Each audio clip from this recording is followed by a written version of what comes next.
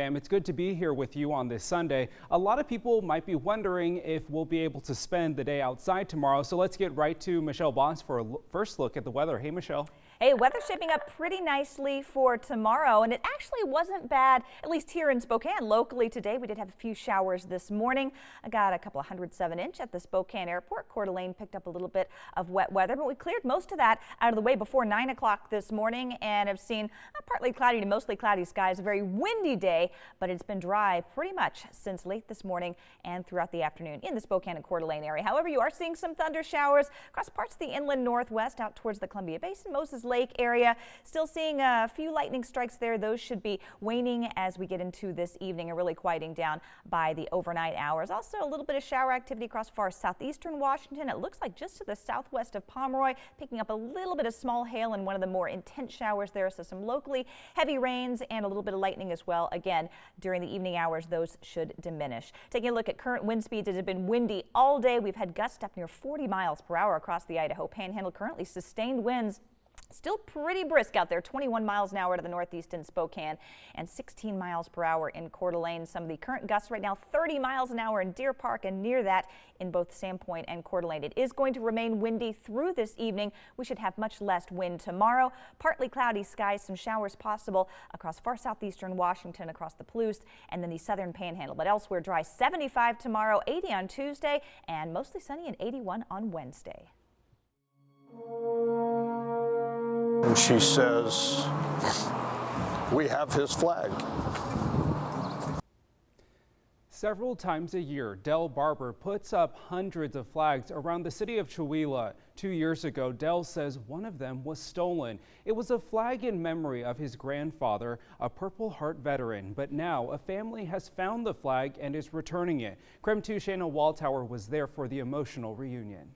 Yeah, one man is spending his day putting up these flags around the city of Chewelah, but now today is an even more special one because he's bringing one home back to its rightful place. It's going to go back on the pole, not the one it left on, but a new one.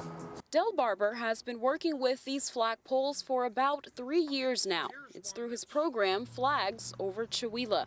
For about 13 holidays throughout the year, he puts up flags with the names of veterans from around the city. Giving back to them what they gave to us, or trying to give them a little bit of what they gave to us. But only a year after he started the program, 9/11/2017, my grandfather's flag came up missing from the flags of Chewelah. His grandfather, Harry Barber, was a Purple Heart veteran of World War II. He passed away in January 2017. So Del made a flag in his memory to fly with the others. But just months later, it was gone. It hurt. It hurt deeper inside than I probably let show because I was hoping that it would return itself. For 2 years, Del would continue to put up flags honoring other veterans, knowing he couldn't do the same for his grandfather. We were hoping it would find its way home without damage. But home was not far away. Just down the road in Stevens County, new homeowners discovered something in a shed on their property. We found this flag in the home that we thought the previous owners had left, and we reached out to the previous owners and it was not their flag. Crystal Southwick and her husband saw the flag was personalized and knew they had to find the owners. So I started researching to find out whose flag it was. She sent out messages on Facebook and saw the post Del had made about the missing flag. Just wanted to give it back and do the right thing. I get a phone call sitting in my office one day, one afternoon, and again, "Is this Del Barber?" And I said, "Yes." And she said, "Do you know Harry L. Barber?" And I said, "Yes." And she says, "We have his flag." So today, the two families are meeting to give back and receive a lost treasure, a missing memorial. Thank you. Today, I am grateful to get it back home. Somebody actually found it after almost 2 years of being unknown, missing in action. It's nice to have him back. Welcome home, soldier. In Chewelah, Shayna Waldtower, KREM 2 News. Thanks so much, Shayna. Ahead of Memorial Day, the Museum of Flight in Seattle unveiled a new Vietnam Veterans Park this weekend. Former Secretary of Defense General Jim Mattis spoke at the ceremony. Hundreds of veterans gathered outside of the Museum of Flight to reflect on where they'd been. Mattis addressed the large crowd, saying the planes on display and a new veteran memorial park is dedicated to those who paid their patriotic dues, many of whom were not even old enough to vote.